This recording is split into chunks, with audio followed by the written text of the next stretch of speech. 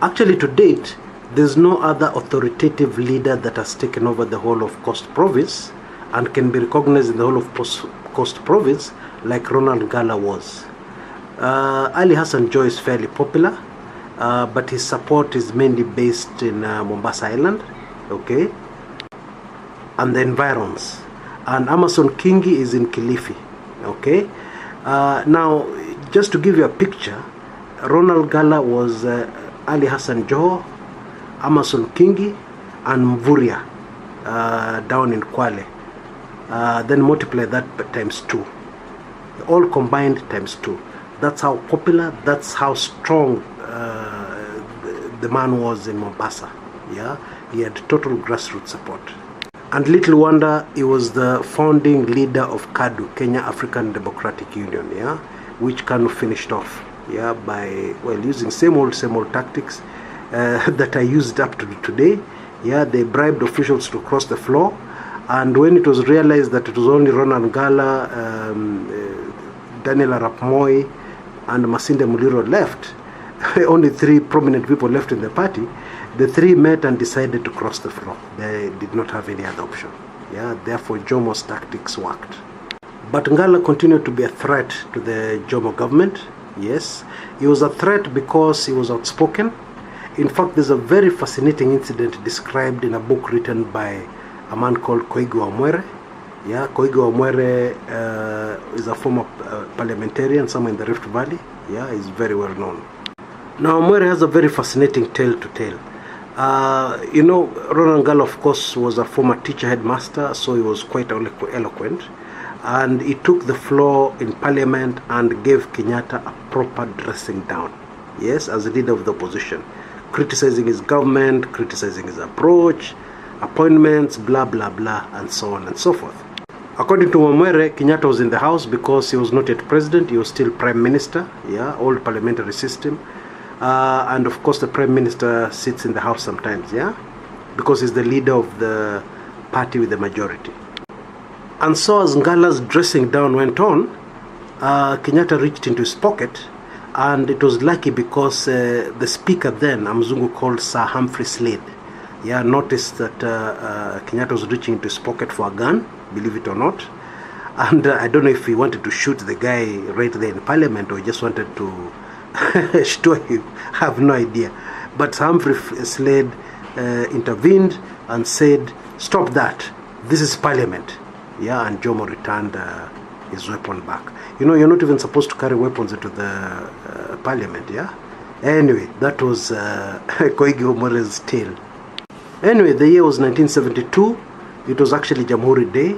Ronald Ngala was driving hurriedly back into the city, supposedly to take part in the Jamhuri Day celebrations. Okay, he was a cabinet minister in charge of communications, transport and communications at that time. After folding up KADU, of course, all KADU prominent members were given cabinet posts. Now, around the Konza area, he was allegedly involved in a road accident, and he had very serious head injuries, and he never talked again. Yeah, he was rushed to hospital. He actually passed on Christmas Day, 1972. Now, the driver of his vehicle, the story gave police, was that a swarm of bees, yeah, invaded his vehicle.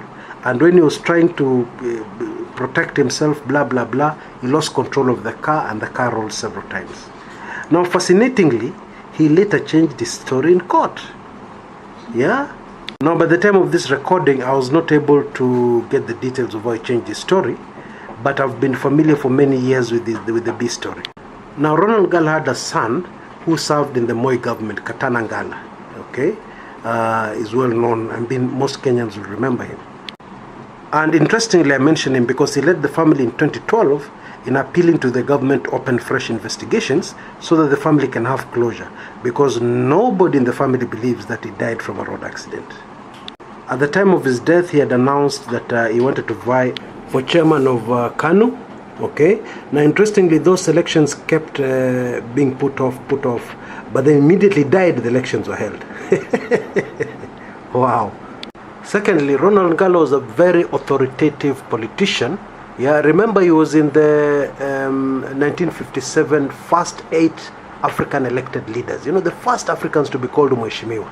Yeah, which happened in 1957. Okay, for the sake of those who like details, it's good that today I mention the others who are in the list of 8. It was Ronald Ngala, Tom Mboya, of course, Oginga Odinga, father to Raila Odinga, of course, Lawrence Oguda, Masinde Muliro, Daniel Arap Moi, Bernard Mate, and a man called James Muimi from Ukambani. Okay. In those days, Nyanza was divided into two as far as the African leaders were concerned. So one part of Nyanza was Oginga Odinga, of course. The other part of Nyanza was Lawrence Oguda. Yeah, this is the side of Kisii, Kuri, and so on. And so Ronald Ngala was like a hindrance to the Jomo government to do what they wanted, without anybody, without having to look over their shoulder. Yeah, of course they had gotten rid of the other major Mugumo tree standing in their way, Tom Mboya, in 1969. Okay, Agwings Kodek to a small extent, yes.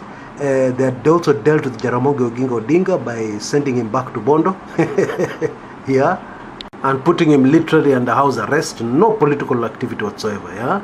So there's only this guy who remained from Mombasa, this bigwig from Mombasa, Ronald Ngala. Now it's very interesting because after Ronald Ngala's death, the major land grabbing, acquisition, etc., dirty deals in Mombasa started happening. Yeah, his death opened the door. So definitely was a kind of hindrance to that kind of activity. Yeah. So of course all this points to the fact that he was assassinated. Ronald Ngala hailed from Kilifi, okay, but when he spoke for the whole of Coast. He was tribeless.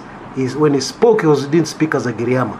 He spoke for the entire Coast province resoundingly, yeah, and with authority. A great Kenyan, yeah, and future governments should make sure they give his family a closure, yeah, and they make sure that this man gets the proper recognition he deserves in the annals of the history of the Republic of Kenya.